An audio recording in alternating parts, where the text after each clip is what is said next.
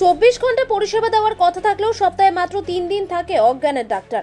জরুরি পরিস্থিতিতে গর্ভবতী মা হাসপাতালে এলে স্থানান্তরিত করে দেওয়া হয় অন্য হাসপাতালে। তার মাঝে যদি প্রাণহানি ঘটে তার দায়ভার কার? প্রসূতি বিভাগে চরম অব্যবস্থার ছবি নদিয়ার শান্তিপুর স্টেট জেনারেল হাসপাতালে। দীর্ঘদিন ধরে অজ্ঞানের ডাক্তার না থাকায় চরম সমস্যায় পড়েছে গর্ভবতী মায়েরা। স্বাস্থ্য দপ্তরের নিয়ম অনুযায়ী প্রতিটি স্টেট জেনারেল হাসপাতালে 24 ঘন্টা এহেন স্থিতি, অর্থাৎ সিজারের জন্য অজ্ঞানের ডাক্তার থাকার কথা, কিন্তু শান্তিপুর স্টেট জেনারেল হাসপাতালে দীর্ঘদিন ধরে মাত্র সপ্তাহে 3 দিন থাকে অজ্ঞানের ডাক্তার। সেই কারণে বাকি 4 দিন হাসপাতালে কোনোভাবেই সিজার করা সম্ভব হয় না। এই 4 দিন কোনো জরুরি পরিস্থিতিতে গর্ভপাতের জন্য কোনো প্রসূতি মা হাসপাতালে ভর্তি হলে তাদের অন্য হাসপাতালে স্থানান্তরিত করে দেওয়া হয়, অথবা এক প্রকার জোরপূর্বকভাবে পরিবারের তরফে সই করে ভর্তি নেওয়া হয়। যদি রোগীর কোনো সমস্যা হয় সেক্ষেত্রে পরিবার দায়ী। অন্যদিকে ব্যথা নিয়ে যদি কোনো গর্ভবতী মহিলা হাসপাতালে আসেন এবং তৎক্ষণাৎ তার যদি সিজারের প্রয়োজন হয় সেক্ষেত্রে অজ্ঞানের ডাক্তার না থাকার কারণে নিরুপায় হয়ে তাকে স্থানান্তরিত করা হয়। প্রশ্ন উঠছে, সেই সময়ের মধ্যে যদি মা এবং বাচ্চার প্রাণহানি ঘটে তাহলে এই দায়ভার কে নেবে? এ বিষয়ে জেলা স্বাস্থ্য আধিকারিক জ্যোতিষ চন্দ্র দাস বলেন, পশ্চিমবাংলার মধ্যে সবচেয়ে সিজার বেশি হয় নদিয়া জেলায়। সেক্ষেত্রে আমরা চেষ্টা করছি যাতে গর্ভবতী মায়ের নর্মাল ডেলিভারিতে বাচ্চা প্রসব করেন এবং আমরা অনেকটা সাফল্য পেয়েছি এই প্রচেষ্টায়। তবে শান্তিপুর হাসপাতালে বর্তমানে একটি মাত্র অজ্ঞানের ডাক্তার রয়েছে এবং 4টি প্রসূতি চিকিৎসক রয়েছেন। অন্যদিকে এ বিষয়ে জাতীয় মহিলা কমিশনের সদস্য তথা বিজেপি নেত্রী অর্চনা মজুমদার বলেন, এই বিষয়টা আমার জানা ছিল না, তবে এটা খুব গুরুত্বপূর্ণ এটা বিভাগ।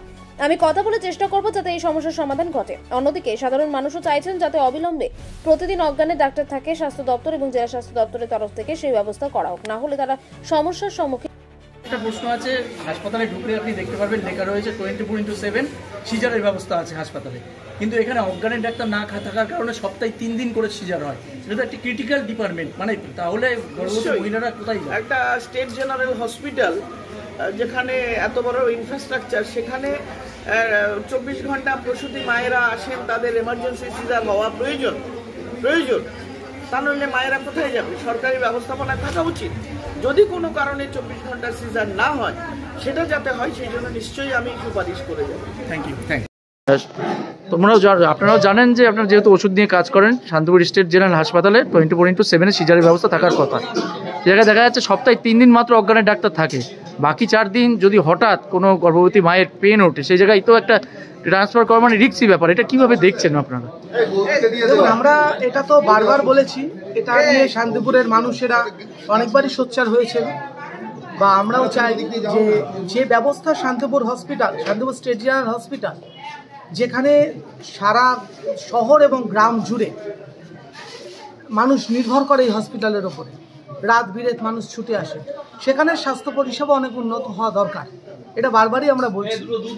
এবং যে সিজারের ডাক্তার রয়েছেন, অথচ অ্যানেস্থেসিস্টের জন্য যদি সিজার না হয় বা রাত বিরেত তাদেরকে রেফার করা হয়, সত্যি রুগীর সঙ্গে সর্বদাই যে মানুষ থাকেন অনেক, এমনটা নয়। হয়তো একজন মানুষ আছেন, তার পক্ষে রেফারটা নেওয়া খুব সমস্যা হয়ে দাঁড়ায়। রাত্রিবেলা তাকেই বেরিয়ে গিয়ে অ্যাম্বুলেন্স অ্যারেঞ্জ করা, নিয়ে যাওয়া, সবটা তার পক্ষে হয়ে ওঠে না।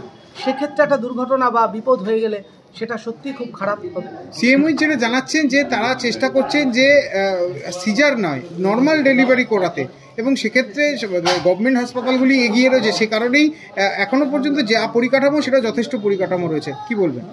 না, সেটা সর্বক্ষেত্রে এমনটা নয়, কারণ আমরা দেখেছি যে বিভিন্ন ক্ষেত্রেই রোগীকে কিন্তু দৌড়দৌড়ি করতে হয় এদিক ওদিকে। শান্তিপুর হসপিটালেই যদি তিনি পরিষেবাটা পান, এবং যেটা ব্যবস্থা, যেটা আমাদের সরকারিভাবে সমস্ত সুযোগ সুবিধে একটা হসপিটালে থাকা সত্ত্বেও যদি মানুষ পরিষেবা না পায়, তাহলে সেটা খুব দুঃখজনক। না, আমি বলছি যে একটা প্রসূতি মায়ের কন্ডিশন তো এমন হতে পারে যে তাকে ইমিডিয়েট সিজার করতে হবে, সেই জায়গায় ট্রান্সফার করলে তার তো প্রাণহানি হওয়ার ক্ষমতা, বা বাচ্চা দুজন এতটা রাস্তা। তারপরে সবচেয়ে বড় কথা হচ্ছে, কৃষ্ণনগরের হসপিটালে যেতে গেলে যে রেলগেট পেরোতে হয়, বা অন্যান্য যে জ্যাম হয়, বা মানে ভেহিকেলসের যে সমস্যা, সেগুলো তারা বড় সমস্যা না। কারণ হচ্ছে প্রসূতি মা তো খুবই সমস্যায় থাকেন, এবং আমরা ধরেই নিতে পারি যে তাকে রেফার করছেন সেই অবস্থায়, যে অবস্থাটা খুবই জরুরি ভিত্তিক।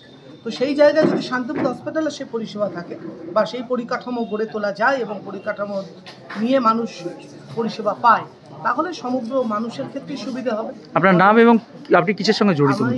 আমার নাম সুব্রত মৈত্র, আমি ওষুধ পরিষেবার সাথে জড়িত।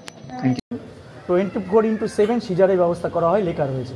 সেই জায়গায় দাঁড়িয়ে দীর্ঘদিন ধরে শান্তিপুর হাসপাতালে সপ্তাহে 3 দিন ধরে অজ্ঞানের ডাক্তার থাকে, সেই কারণে আর বাকি দিনগুলো সিজারের কোনো ব্যবস্থা নেই। অর্থাৎ এটা একটা ক্রিটিক্যাল ডিপার্টমেন্ট। একটা প্রসূতি মায়ের যদি ব্যথা ওঠে, সেই রাতে তাকে যদি ট্রান্সফার করা হয়, তার যদি জীবনহানি ঘটে, সেই দায়ী ভার কে নেবে?